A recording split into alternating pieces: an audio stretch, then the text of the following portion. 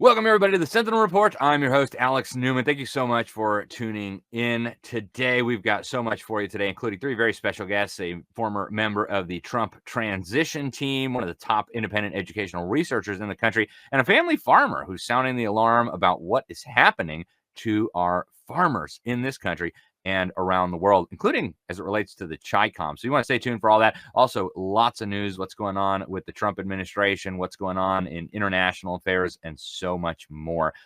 First, just like we do every day, we've got a word from the Word. This comes out of John chapter 15, verses 1 through 6. The Bible reads, "I am the true vine, and my Father is the vine dresser. Every branch in me that does not bear fruit, he takes away. And every branch that does bear fruit, he prunes, that it may bear more fruit. Already you are clean because of the word that I have spoken to you. Abide in me, and I in you. As the branch cannot bear fruit by itself unless it abides in the vine, neither can you unless you abide in me. I am the vine, you are the branches. Whoever abides in me, and I in him, he it is that bears much fruit. For apart from me, you can do nothing." So that's a pretty clear and easy test for each of us right there, ladies and gentlemen. Jesus tells us that if we are in him, then we will bear fruit. Very simple. Are we bearing fruit? What does it mean to bear fruit, right? Well, it means we are loving our neighbors. It means we are preaching the gospel. It means we are expanding the kingdom. It means we are serving the poor. It means that we are making disciples, as we were commanded to do in the Great Commission. So if we're doing those things, that's a good sign. If we're not doing those things, that is a very troubling sign that calls for some self-reflection. So folks, please, just critical message right there from Jesus. Let's take it to heart. Now, we've got a lot going on in the news today, too. But before we do that, I want to let you know the Sentinel Report is really expanding rapidly, the number of platforms that are carrying us. We are now live on a whole bunch of different platforms. In addition to the usual, we've got Lindell TV, Rumble, YouTube. And of course, we're putting all this on X. We're also on Taken and Worldview Tube and AM/FM radio. So regardless of where you're hearing us, listening to us, watching us, doesn't matter. We are thankful for you, and we hope you will go check us out at the website, libertysentinel.org. You can find all our back episodes there. And, of course, keep tuning in wherever you are. We're also on some cable operators and broadcasters out in the Midwest, and we will have more for you on that in the weeks ahead. Now, going to the news, folks, there's a lot happening in the world right now. And I want to start with something that's critical, right? Jesus tells us, blessed are the peacemakers. Well, it looks like Donald Trump is trying to be a peacemaker. He is actually in the process of organizing a peace summit in Saudi Arabia. He's working with Vladimir Putin on bringing about peace in Ukraine. Now, according to Trump, he says Putin wants to stop fighting. He shot down the idea that Putin was hoping to actually take over bigger and better targets throughout Europe. Here's exactly what Donald Trump says. He says, I think he wants to stop fighting. I see that. We spoke long and hard. Steve Witkoff, that's the Middle East envoy, was with him for a very extended period, like about 3 hours. I think he wants to stop fighting. That's what Trump had to say to reporters over the weekend when he was asked what Putin is really asking for. He says they have a big, powerful machine. You understand that. And they defeated Hitler and they defeated Napoleon. You know, they've been fighting a long time. They've done it before. But I think he would like to stop fighting. Now, Zelensky, the president of Ukraine, he went on NBC News, or NBC Fake News, as I call it, Meet the Press, and he told host Kristen Welker that the last time he had talked to Trump, he had told Trump not to trust Putin. And I echo those concerns. I don't think Putin is a trustworthy guy, former KGB, not a good guy. Zelensky said, don't trust him when he says he wants peace. And Zelensky also told Trump, he told NBC Fake News, that Putin is a liar, but that he's a little bit scared of Trump. So that's probably good. Zelensky went on to say, I think the president has this chance and he's strong. And I think that this can really push Putin to peace negotiations. I think he can. But he says, don't trust Putin. Don't just trust words about a ceasefire. Now, Zelensky did say that he thinks Putin is going to eventually wage war against NATO. He says they have intelligence. We have not seen this intelligence. Says they have documents saying that Putin is preparing to invade. Now, he says they got a big number of soldiers in Belarus, and he says he's worried that Putin will target Poland and maybe Lithuania next. Well, we don't know whether that's true or not. Certainly wouldn't put it past Mr. Putin. We do know that the Europeans are very, very, very upset that Donald Trump seems to have cut them out of this process. The Europeans are arguing that the U.S. government is shutting them out. And so they're actually having an emergency meeting today in Paris, hosted by French globalist President Emmanuel Macron. They've got the leaders of Britain, Italy, Poland, Spain, the Netherlands, Denmark, the European Commission, quote unquote, President Ursula von der Leyen, even NATO Secretary General Mark Rutte. And in an op-ed for the British newspaper, the Daily Telegraph, the far-left UK Prime Minister Keir Starmer said that he is ready to send troops to Ukraine to guarantee a peace deal. So this is significant, folks. This represents quite an escalation in what we have seen. But again, we're talking about expanding the war when it comes to the Europeans. We'll see what comes out of this summit in Saudi Arabia. Definitely something to watch. It would be quite a feather in Trump's cap if he could bring about peace after all these years of war with just some peace negotiations. Now, turning to what's been going on in Europe, another jihadist, yes, another one, just used a car as a weapon to kill innocent people. He drove his car into a demonstration in Munich, and so far has killed a 2-year-old girl and her mother. They were killed in this car ramming terrorist attack on the demonstration in Munich. The perpetrator, or alleged perpetrator, a 24-year-old, quote unquote, refugee from Afghanistan, a surprise, arrested right after the attack last week. Prosecutors claim he has an Islamic extremist motive. No, you think? Really? Wow. But no evidence that he was involved in a radical terrorist network, according to German authorities. Yeah, 39 people injured, some of them quite seriously in this attack. And we've got, again, children among the injured and among the dead. And the attack actually happened right before J.D. Vance's historic speech at the Munich Security Conference, calling the Euro tyrants to their faces, right? Vance actually warned that Europe's greatest threat is not Russia or China. The real concern, he said, is the retreat of Europe from some of its most fundamental values. Now, I don't like to downplay the threat that the Russians and the Chinese pose to anyone who doesn't agree with global tyranny.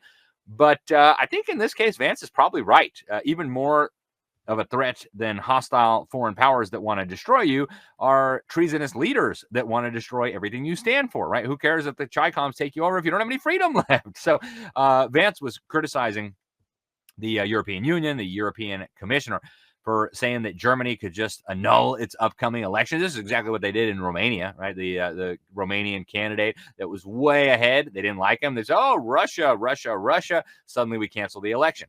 Folks, this is crazy. And Vance actually did a good job calling him out on this. He said if a few $100,000 in advertising on social media can rig your election, then you've got bigger problems than a few $100,000 on social media ads. If you look at one of the most pressing challenges in Europe, according to Vance, that is the mass migration. According to him, 1 out of 5 people living in Germany is a migrant. He did warn about shutting down the media, shutting down elections, and he had some interesting stuff to say. I want to quote this one. Drove him totally crazy making fun of Greta Thunberg. He says, even when people express views outside your own country, and even when those people are very influential, and trust me, I say this with all humor, if American democracy can survive 10 years of Greta Thunberg scolding, you guys can survive a few months of Elon Musk, right? He says, but when no democracy, American, German, or European, will survive, is telling millions of voters that their thoughts and concerns, their aspirations, their pleas for relief are invalid or unworthy of even being considered. He said democracy rests on the sacred principle that the voice of the people matters. And of course, America is not a democracy. And our founding fathers very deliberately did not want a democracy. They wanted a constitutional republic. But if you replace the word democracy with freedom, if you replace the word democracy with self-government, in that case, those things may make sense. And kudos to J.D. Vance for highlighting these really important issues right to the faces of the Europeans. Now, Trump just signed some executive orders cutting all federal funding to schools that mandate the so-called COVID vaccine. It is, of course, not a vaccine, but in the order, he says that some school districts and universities continue to coerce children and young adults into taking the COVID-19 vaccine by conditioning their education on it, and others may re-implement such mandates. And so with this executive order, Trump is stopping federal funding for all of this madness. Very, very good idea. He says these mandates usurp parental authority and burden students of many faiths. It is the policy of my administration that discretionary federal funds should not be used to directly or indirectly support or subsidize any of this kind of stuff. Kudos again to President Trump. Thank you for that. Now, turning to North America, you've got the president of Mexico, President Claudia Sheinbaum, saying if Trump declares the cartels to be terrorist organizations, then the Mexican government's going to be really mad. And they're going to escalate and expand their lawsuit against American weapons manufacturers, calling them accomplices in the crime wave that they're seeing in Mexico. That sounds to me like these organizations now have the backing of the Mexican state. You can listen to this lady yourself. México tiene una demanda internacional contra fabricantes de armas y distribuidores de armas en Estados Unidos. Si llegaran a decretar a grupos de la delincuencia organizada como terroristas, pues tendríamos que ampliar la demanda en Estados Unidos, porque entonces, como ya reconoció el propio Departamento de Justicia de Estados Unidos, que el 74% de las armas de los grupos delictivos vienen de Estados Unidos, pues entonces, ¿cómo quedan las armadoras y las distribuidoras frente al decreto? Tal vez, no sé, los abogados lo están viendo, pero pueden ser cómplices. Lo que nosotros no vamos a aceptar nunca, pues, es la intromisión, el injerencismo, y siempre vamos a defender nuestra soberanía. Trump really goes after the cartels, then we're going to be really mad and we're going to go after your gun makers. Now, if you remember Operation Fast and Furious, the the Obama administration actually got caught sending high-powered American weapons to Mexican drug cartels. Yeah, they got caught. And then they said, oh, we were doing an investigation. All right. Turns out the guy they were investigating was already on the FBI's payroll. They weren't investigating anything. If you also remember, they were using these American guns showing up at Mexican crime scenes and say, look, your Second Amendment. That's why Mexicans are killing each other. Look, as somebody who grew up in Mexico, I spent more time living in Mexico than any other place. I can tell you, American Second Amendment rights are not what's causing the problem in Mexico. Okay. Obviously, Mexicans have very strong anti-gun laws, right? They have anti-murder laws. So somehow, those laws are not actually stopping the murder. They're not actually stopping the weapons. So what's going on here? Well, I suspect that corruption has a lot to do with it. We know that the U.S. government has actually partnered with some of these cartels. I'm hoping that the Trump administration will take all that apart and expose it all. But folks, this has nothing to do with the gun rights of Americans. This has everything to do with really troubling corruption in government in Mexico and even in the United States. Speaking of corruption in government, we've got over $100 million in U.S. foreign aid sent to organizations directly linked to designated terrorist organizations. That's according to a new report by the Middle East Forum. They found in their investigation that the U.S. aid, these foreign aid programs, distributed more than $100 million to these terrorist-related organizations since 2007. $152 million came through, yes, you guessed it, USAID, the U.S. Agency for International Development. The U.S. State Department also sent a bunch, $11.6 million. And, of course, the left is squealing about the audits, about what's going on with Doge. They're really upset that all this is being exposed. What they really should be upset about is sending American taxpayer money to actual terrorist organizations. One of the organizations that they highlight in this report is called the American Near East Refugee Aid. They got $102 million in grants from USAID, $7 million in grants from the State Department, and most recently, they just got $12.5 million from USAID in 2024. And yet this organization, according to the Middle East Forum, is very closely tied to a bunch of organizations that are working with Hamas. And Democrats have talked about this. The U.S. Aid Inspector General has talked about some of these failings. And here's some of the things that they found. Sub-awardees were not always vetted. Oh, you think? Right? Anti-terrorism certifications were not always obtained. Oh, you think? Required clauses were not always included in awards and sub-awards. So some of these USAID beneficiaries have called for the land to be cleansed from the impurity of the Jews. And we're just getting started here, but this is just absolutely insane. This is what your tax dollars are paying for and have been paying for, at least until Donald Trump came in and tried putting a stop to all of this stuff. Folks, it's out of control. Absolutely out of control. Now, we've got a bunch of federal judges that want all this to continue. And we here have said for years that it's time for the Congress to start impeaching some of these activists in black robes. Well, it looks like that message is finally being heard. We've got House Republicans now drafting articles of impeachment against some of the judges that are blocking key Trump policies. Congressman Eli Crane of Arizona is targeting Judge Paul Engelmayer for halting Doge's Treasury access. Representative Andrew Clyde of Georgia taking aim at Judge John McConnell Jr. for stopping some of these federal funding freezes.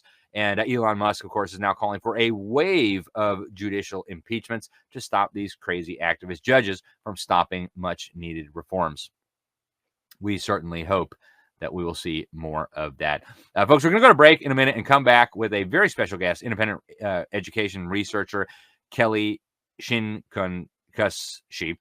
She's an excellent researcher. She's going to tell us about the whole school, whole community, whole child scheme. I call it parental replacement centers.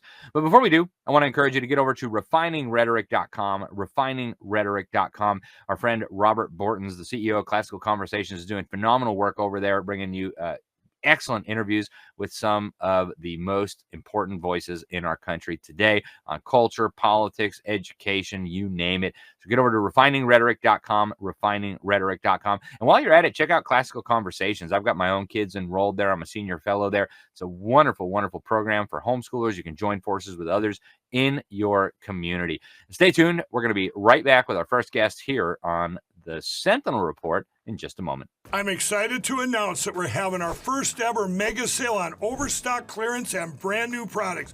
For example, save over 50% on this season's flannel sheets. Queen size only $59.98. Kings only $69.98. They sell out fast every year, so order now. Save 20% on our brand new My Crosses. They're designed in the likeness of the one I've worn every day for over 20 years. They come in men's and women's, and they're made right here in the USA.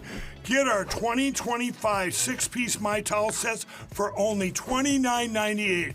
Our initial quantities are extremely low, so get them now before they go.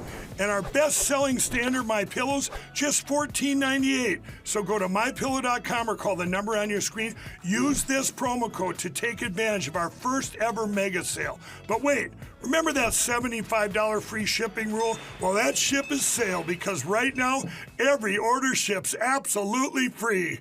Welcome back to the Sentinel Report. Alex Newman, your host here. Thanks so much for staying with us over the break, folks. And if you know what's going on in the schools, it's worse than you think. It could always be worse, and in this case, it really, really is. Now, obviously, Donald Trump has been doing a lot on this front with executive orders, with even exposing the filth that is happening in the schools.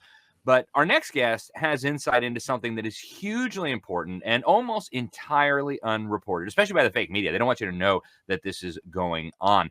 She's a brilliant education researcher. I've had the pleasure of sharing the stage with her a few times, most recently in Tennessee at a Moms for Liberty event where we exposed so-called social emotional learning.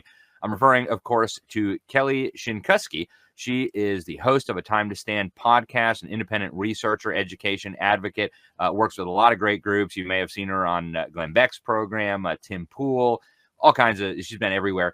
And she travels around the country exposing some of this stuff. Kelly, welcome to the program. Thanks so much for joining us. I want to talk to you today about something that you've been following for a while, these so-called community schools and this approach to, I started calling them in 2015, parental replacement centers. Now, I understand that some of these websites have gone dark. You told me that before, while we were on the break. But before we even get into this, explain to the folks out there, what is a community school and why should we be concerned? So a community school is designed to take all government social services and place them at the school site. So this means the medical clinics, all social services that exist in the community, and to create the school as a hub of the community with social services. So imagine an example of this would be to extend and amplify ultimately what I see as the welfare state, a dependency upon all government social services and applied to all students, all community members. So for some, this concept might sound appealing, but again, it's looking beyond what sounds appealing in their marketing model and really exploring what is happening here. Because a big piece of these community schools is also to add extended hours at the school, open into the evenings and even the weekends. And they're already piloting housing at the school sites. In addition to have these school-based health centers that exist on campus that provide health care, as they call it, to students without their parent or guardian present. I often refer to these community schools as a government nanny state because ultimately it is leading to an erosion of parental involvement and rights. And these school-based health centers are already working in some states to amplify gender ideology and harmful gender ideologically designed and rooted medicine. Yeah.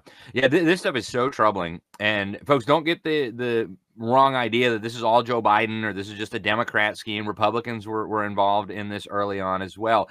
And Kelly, now some of this stuff has gone down. Some of these websites that the federal government had on these issues have gone dark. We don't know exactly what's going on there. And of course, Donald Trump has issued some executive orders mandating at least some of the craziness out of the schools if they want federal funding. But there are a lot of states that don't really care. In fact, there are some states, I think, that would deliberately do something just because Donald Trump said it was a bad idea. So talk to us about where this is going. I mean, do you think Democrat states, California, New York, Illinois, are they going to keep moving on this? I see actually even Arizona still moving forward on the community school model, which is referred to as WISC. It stands for whole school, whole community, whole child. And the concept of whole child also, for audience members that may not be aware, also embraces an affirmative only model regarding gender ideology. So this is something, when you hear whole child, it ought to be alarming in that sense because of the fact that we're talking about an entire ideology that children could potentially be born in the wrong body, which we know to be false. So this concept I'm seeing move forward in amplifying even telehealth. Telehealth in the state of Arizona has just been increased with a partnership of the Arizona Department of Education and a telehealth program called Cartwheel, where these programs would be offered to students in schools through a telehealth digital platform. And in California, school-based health clinics are growing, and not just California, not just in blue states, but in red states as well. We're watching these models increase. I know there's a battle being waged in the state of Maine where people are challenging the school-based health center. And in California and even Pennsylvania, there's digital telehealth. These mental health care providers that many people, again, are not maybe aware of, many of them also embrace a gender ideologically driven, affirmative only ideology. And so when a student is engaging in these mental health services, these ideas are already incorporated into them. So it's something, especially for parents, to be aware of. This is tremendous data collection on students, and oftentimes the goal is to have the parents be uninvolved from the entire process. Yep. Data gathering, data mining, data processing, and then using that to manipulate, to guide. It's really, really, really troubling. Kelly, you first started seeing weird stuff in your children's classroom years ago, right? And that made you alarmed enough to realize you needed to dig more, and what you found was just shocking, and you finally decided to get involved. Talk to us about your journey. I mean, what was it that you originally found that was so concerning, and what did you find as you dug deeper? Yeah, so initially I was advocating for a longer lunch recess in the same district that I had grown up in, and I remembered fondly. My son at the time was in the school district, and so while advocating for a longer lunch recess, I learned that the school district had decided to remove about the last 10 minutes of that lunch recess for the students to sit. And then what I learned was that the students were engaging in mindfulness meditation while the principal led them to empty their mind and enter into mindfulness meditation. And he instructed the entire student body while they were seated using a Tibetan singing bowl. And all of these concepts were brand new to me.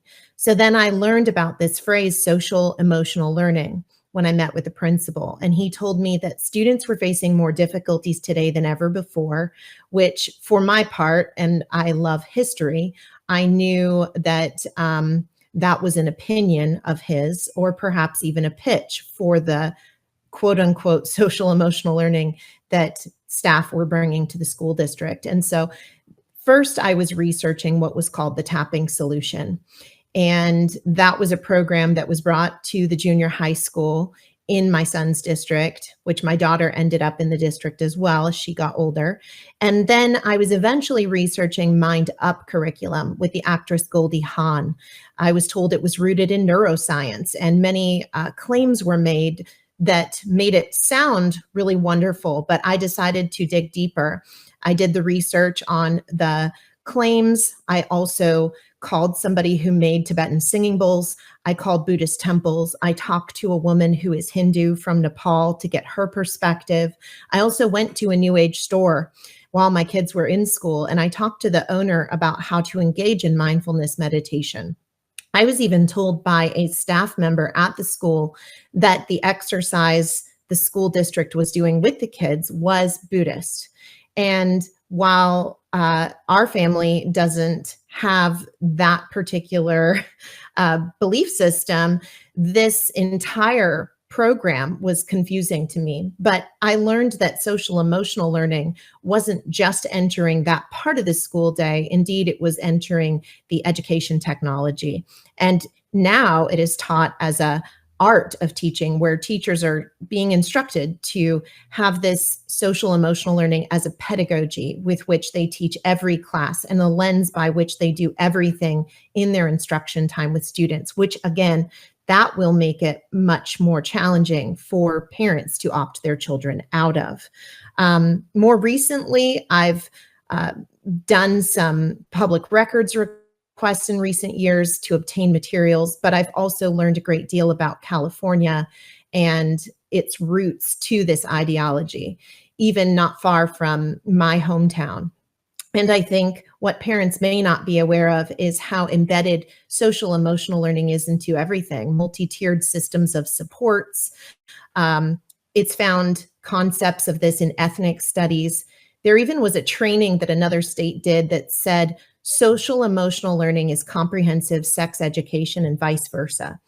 And social emotional learning also finds its way into the community schools model we discussed.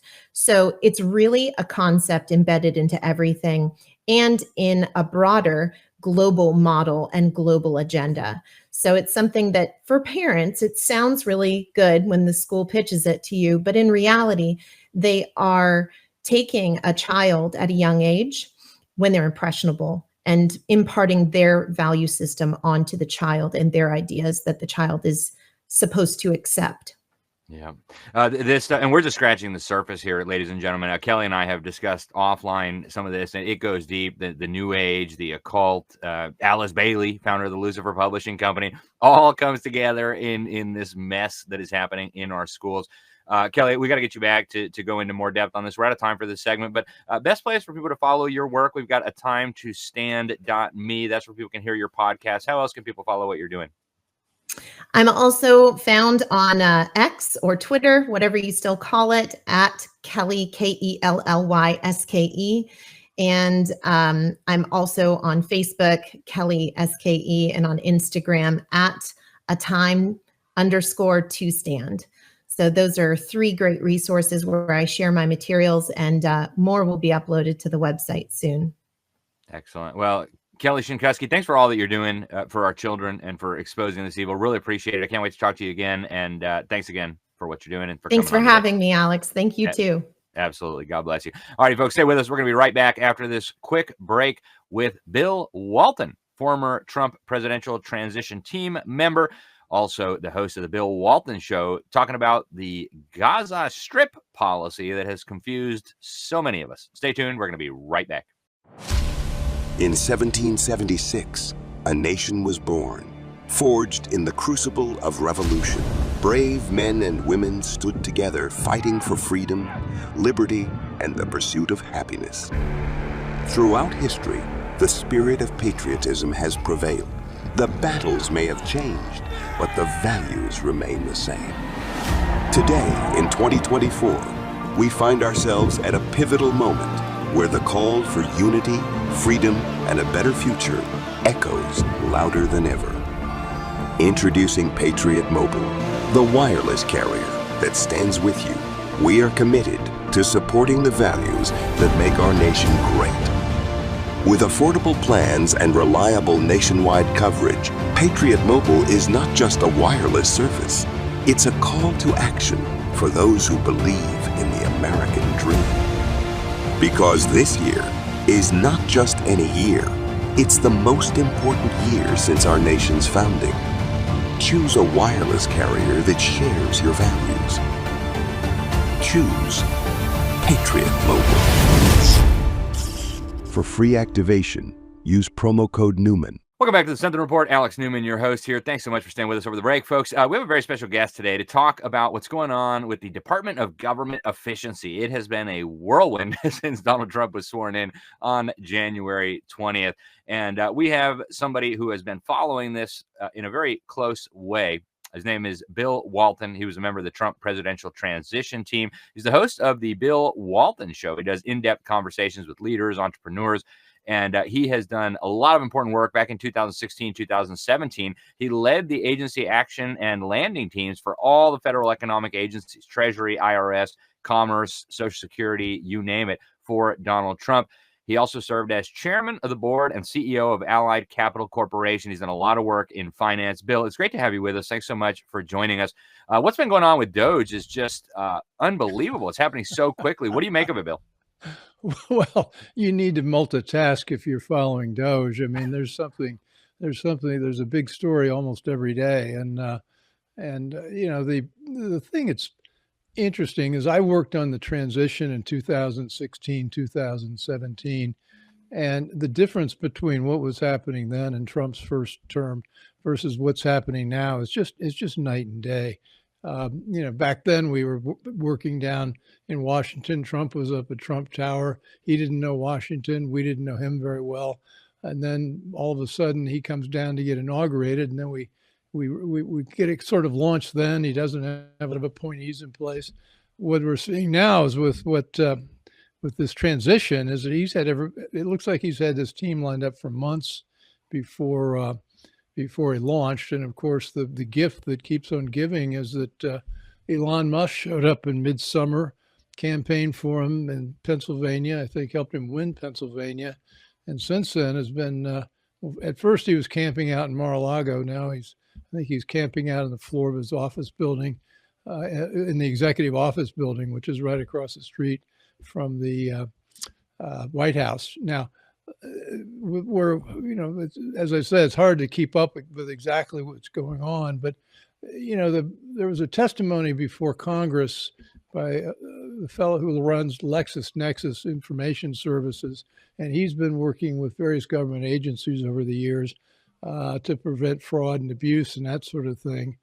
And it turns out that what's happening with our federal government is we've been sending out money, billions, trillions, well, not trillions quite yet, but hundreds of billions of dollars to recipients that we don't know the identity of.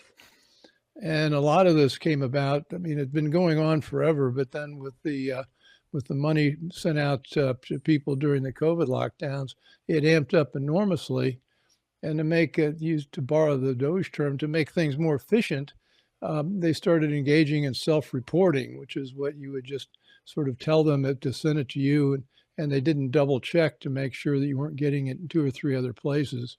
Anyway, he estimates the extent to which the amount of fraudulent payments could be a cool $1 trillion, just doing that without even eliminating programs.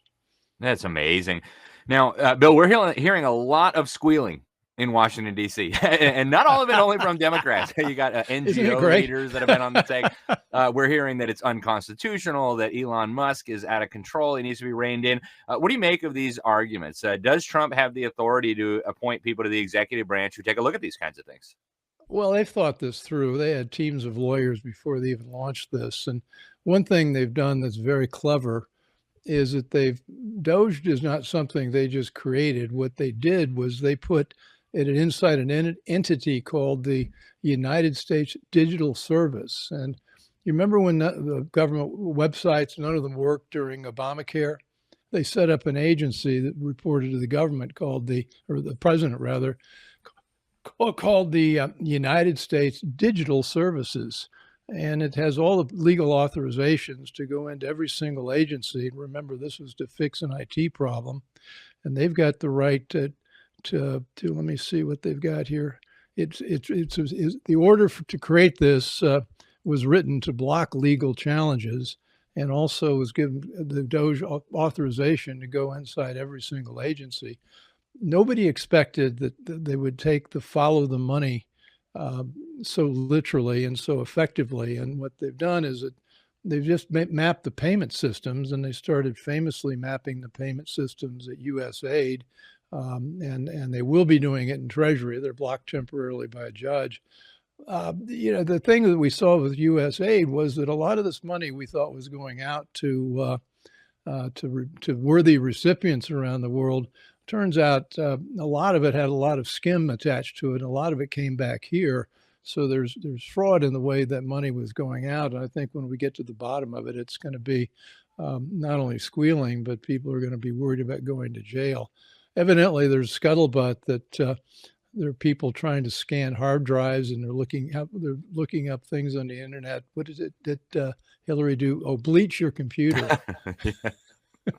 Yeah, I heard that they're on Google. The searches for criminal defense attorneys in the DC area right now are just through the roof. And I'm not surprised. A lot of people, I think, are rightly concerned that all this is going to eventually be aired to the public. Bill, we've only got a couple minutes left in this segment. And I know you've been primarily focused on the money side, the finance side of things, but I'd be remiss if I didn't ask you about some of what's going on the international front. We've got Trump trying to set up peace talks right now in Saudi Arabia for the Ukraine situation. We've got what's going on in the Middle East with this interesting proposal to take over Gaza. What do you make of all of this? Well, I think it's another terrific example of Donald Trump changing the paradigm, changing the subject. And, I can only imagine he's coming into Israel and he looks at the Gaza Strip, and as a real estate developer, he's looking at that 25 miles of pristine beach and the deep blue waters of the Mediterranean, and he's thinking, what a space that was wasted. Now, this was before the Israeli Gaza or the Hamas fight started. But by doing this, what he's done, he basically said, we're going to plow the place down and come back and have it redeveloped. And we're going to do it with redevelopment money from other countries in the Middle East and maybe some other outside money. And then they're going to relocate the Gazans to other countries in the area. And what it does is it sort of kills the two-state solution in its tracks, because we're not talking about repopulating the state, but starting with something entirely new. And we don't know what that entirely new thing would be, but it's sort of taken the conversation out of a fixed place and into something a lot more fluid and a lot more interesting as to how we can get this problem solved. Yeah. And Bill, you have a tremendous show. It's called The Bill Walton Show. People can find it online at thebillwaltonshow.com, where you interview some of the greatest opinion molders of our day, the movers, the shakers, culture, money, politics, power, you name it. What's the best way for people to follow your work? You got the website. Are you on X or any of the social media platforms? We're on Twitter. We're on X, rather. We're on YouTube, Rumble, all the major audio podcast platforms. We've also got the show on our Substack page, and that we've got a very robust following there. And so we're pretty easy to find. The Bill Walton Show, just type it in your browser, will take you to one of the sites. It's been a lot easier to find me since the basketball player departed the mortal coil. And so there's a little confusion about who Bill Walton is now. Excellent. Well, Bill, we appreciate all that you're doing. Thank you very much for joining us today. I hope we can talk to you again very soon, and God bless you, sir. Yeah, Alex, take care. Thank you. You too. All righty, folks, stay with us. We got one more guest talking about what's going on with the farming. Folks, there has been a war on farmers. It's been going on for years now. It's not just in the United States. It's around the world. We've seen federal raids on Amish farmers over their milk. Just unbelievable things. And our next guest is going to help us try to make sense of it all. Stay tuned. We'll be right back. We're living in World War III, an all-out attack against the Christian church, the Christian faith, and families everywhere. With over 80% of professing Christian teens abandoning the faith by their early 20s, it's clear we're in a spiritual battle for our very lives, and those of every generation after us. Hosea 4:6 says, "My people perish from lack of knowledge." That's why GTI created our new You Are What You Think Biblical Worldview package combining short video teachings along with textbooks, all designed to equip you and your family to discern the good ideas from the evil. Enjoy vibrant discussions over the critical issues of the day using the Bible as your guide. Go to gtimin.com, click the blue banner at the top, and enter the coupon code Newman at the checkout to receive this powerful series for only $99. That's gtimin.com, click the banner at the top, and enter the coupon code Newman at the checkout. Or purchase it directly from libertysentinel.org. Welcome back for our final segment here on the Sentinel Report. Thanks for staying with us, folks. And this is an issue that's been near and dear to my heart for about 10 years that I've been covering this. That is the war on farmers. Of course, it's not unique to the United States. All over the world, governments have been pursuing policies that are having the effect of destroying family farms, independent food producers, and of course, now the Chi-Coms are throwing jet fuel on the fire. Our next guest has been focused on this for a while. His name is Brian Reisinger. He is the author of Land Rich, Cash Poor, My Family's Hope and the Untold History of the Disappearing American Farmer. Grew up on a farm in Wisconsin. Tells the story of rural America. Now he's a columnist, a consultant. He's worked in journalism, public policy. He's been published everywhere, including USA Today, Newsweek, Yahoo News, Milwaukee Journal, USA Today Network, you name it. We won't hold that against him. Brian, it's great to have you with us. Thanks so much for joining. Before we get into what's happening domestically here with our own government, I want to focus a little bit on the CCP, the Chinese Communist Party. They've been evicting farmers, actually clearing out whole villages in China. Now they're buying up American farmland. How concerned should we be? Well, we should be very concerned. And thanks for having me, Alex. I appreciate it. You know, the reality is that the Chinese Communist Party is trying to get their hands on one of our most elemental forms of security, which is our food security. And they have hundreds of thousands of acres that they own through one organization or another. And this is part of a broader issue in America that we have, where the amount of farmland owned by foreign entities has gone up by double digits, 15% in just 2 years. Now, it's still a fairly small amount overall, but it is going up at an incredibly fast rate. And the Chinese are driving so much of this. And it won't surprise you at all to know that in many cases, they're buying farmland near military installations. So they're not only getting their hands on the farmland that feeds us and provides our domestic food supply, but they're doing it in places that could also be sensitive to national security for other reasons as well. Yeah, it's terrifying. And when you look at what they do to their own citizens, it really doesn't inspire a lot of confidence about what they might have planned for us. Brian, in your book, you talk about the disappearing American farmer. This is, I think, a critical issue, right? Farmers, you hear the globalists and the climate nuts. Oh, agriculture contributes 33% to CO2. I mean, yeah, they also contribute almost 100% to our food supply. So this is a pretty significant thing. And we've been watching now steadily for years the number of farms declining, the amount of land declining, family farms literally being sold off to mega corporations or shut down. What's going on here? Why is this happening? Yeah. Well, with the book, I tried to investigate that and answer that very question. And I looked at the hidden errors of history driving the disappearance of our family farms. And I wove that with my family's story on our farm from the Depression to today. And what I found is that over and over and over throughout our history, we have failed to see how economic crises are affecting our farms on the ground, number one. Number two, government under both parties, the establishment of the Republican Party as well as the Democrats, have made mistakes, policy mistakes that have made the disappearance worse. And number three, we have technology that's needlessly leaving family farmers behind. Technological advancement is an important part of agriculture, but it has been tilted. The scale has been tilted against small and medium-sized farms for a long time. So for all those economic, governmental, and technological reasons, we're wiping out more farms than would be happening in a natural market economy.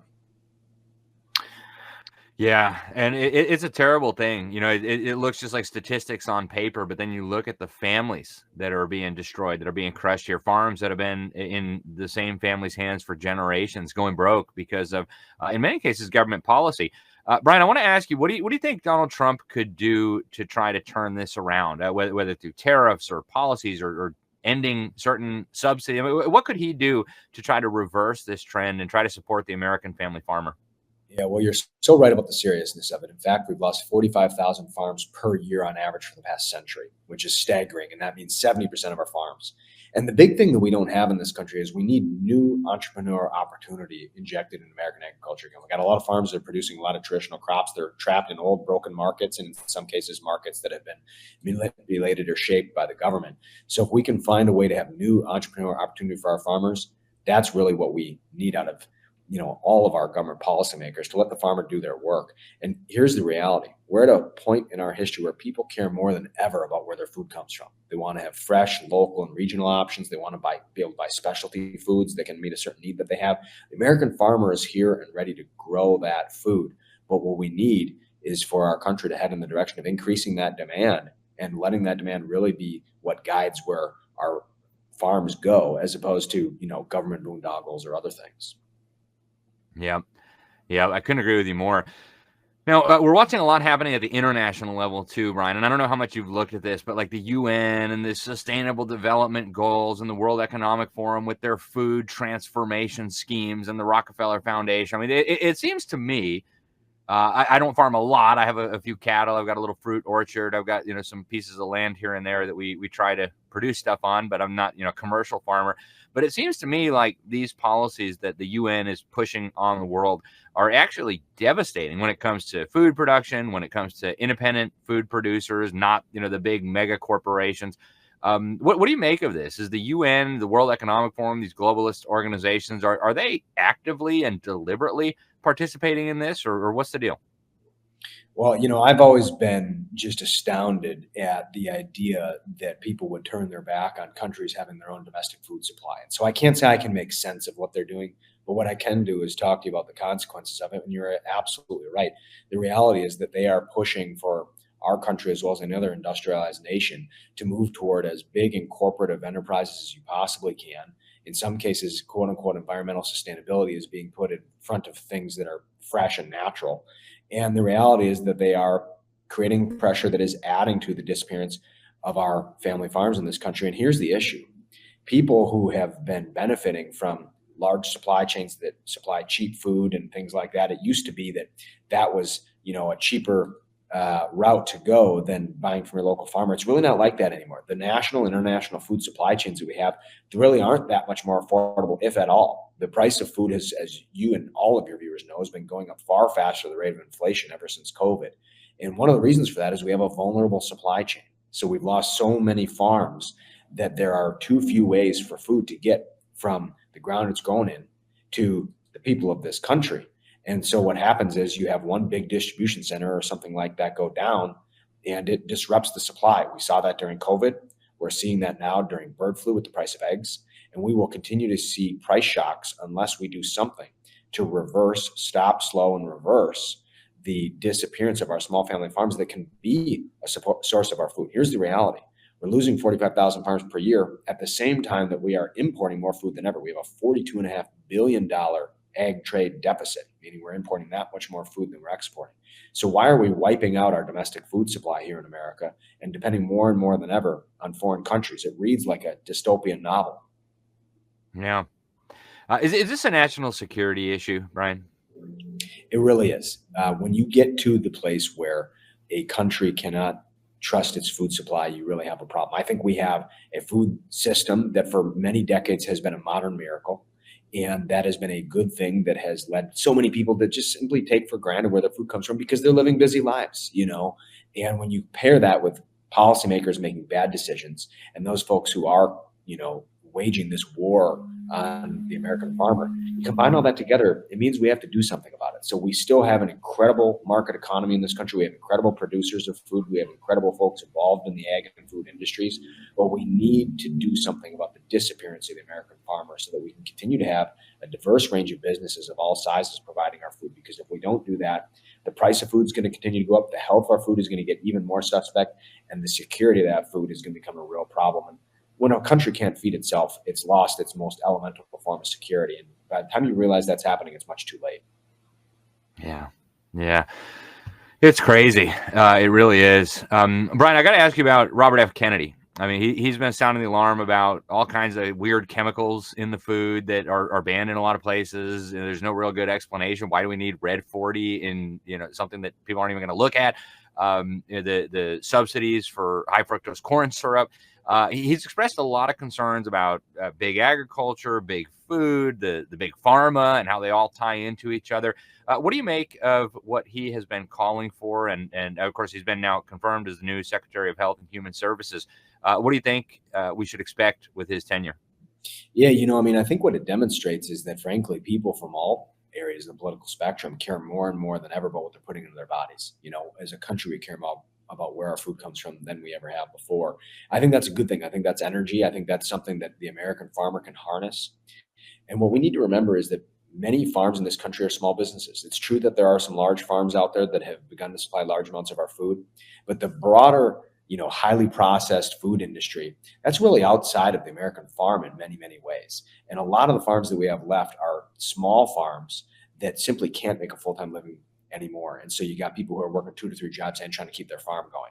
Those are the people who we need to help have growing entrepreneurial ventures again. And those are the people we need to help be able to transition from traditional farming into some of these other new types of fresh, local, specialty foods. So these are small businesses. And so we need to seize on the fact that people care more than ever about where their food comes from. They want cleaner, healthier food, and they want more options.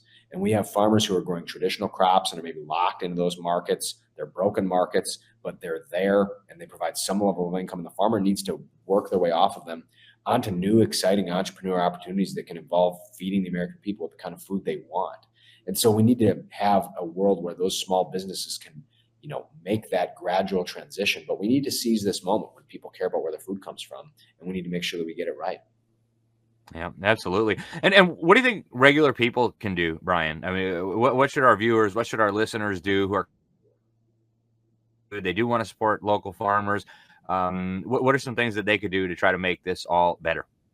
Yeah, everybody can take a step toward this. And, some people have access to local farmers and regional and specialty food markets, and some people don't because they just live in an area that hasn't been developed. But the reality is that all of us can take a step. So it may be stopping by a local farmer's market, trying to get your produce there. It might be stopping at a local butcher shop. It might be asking your local grocer to carry local food options because many of them are willing to do it if they know there's demand for it. It might be joining a CSA. It might be ordering from a farmer online. Any step that you can take, just ask yourself the question, am I doing anything to create new entrepreneurial opportunity for the American farmer? And if you're taking a step toward buying at least some of your food in that way, you're really going to be contributing toward a major wellspring of demand that is going to allow farmers to be able to make the transition toward more and more of that kind of thing and move away from the kinds of markets that have been failing our farmers and that have been not delivering the kind of food that the American public wants. Excellent. Brian, what's the best way for people to get a copy of this book? The Associated Press calls it an anthem for the American farmer, an anthem to the family farm in America. That's from the AP. Where do people get a copy of this? Yeah, absolutely. People can find Land Rich Cash Poor on Amazon or anywhere else you buy books online. It's also available in bookstores nationwide. They'll have it or they can order it for you. I appreciate anybody who picks it up and just tries to spread the word on these issues. Yeah, folks, this is kind of an issue that's important to everybody, right? We all have different interests, different political opinions, all that, but all of us eat, all of us kind of like food. It's kind of important. And so this is an important issue for all of us, no matter who you are, no matter where you live. The book is called Land Rich, Cash Poor, My Family's Hope and the Untold History of the Disappearing American Farmer. Again, you can get it wherever good books are sold. Brian, thank you very much for joining us today. Thank you for writing the book and sounding the alarm about this. I hope we can talk to you again, and I hope you sell a lot of books because this is just such a critical issue. So thank you again for joining us. Well, thanks so much. Appreciate having me on. Absolutely. All right, folks, we are essentially out of time today here on the Sentinel Report. We really appreciate you tuning in. We do want to give a shout out to one of our sponsors on this very issue, the small family farms, right? We love the folks over at 1 Acre, Iowa. They're sponsors of the show. They produce really, really, really good beef sticks.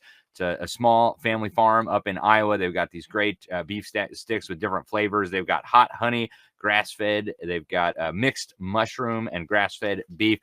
They've got original. These are really, really good. In fact, when we got them here, my kids were like fighting over them. No, when you use the promo code Newman, you're going to get 10% off on that. Get over to oneacreiowa.com. That's oneacreiowa.com. And when you use the promo code Newman, you're going to get a 10% discount on your order. You can also sign up to get a nice discount when you do a recurring subscription. Trust me, once you try these, you're going to love them. It's a healthy, delicious snack made with regenerative farming by a small family farm up in Iowa. It's called oneacreiowa.com, oneacreiowa.com, promo code Newman. And that is all we have time for today here on the Sentinel Report.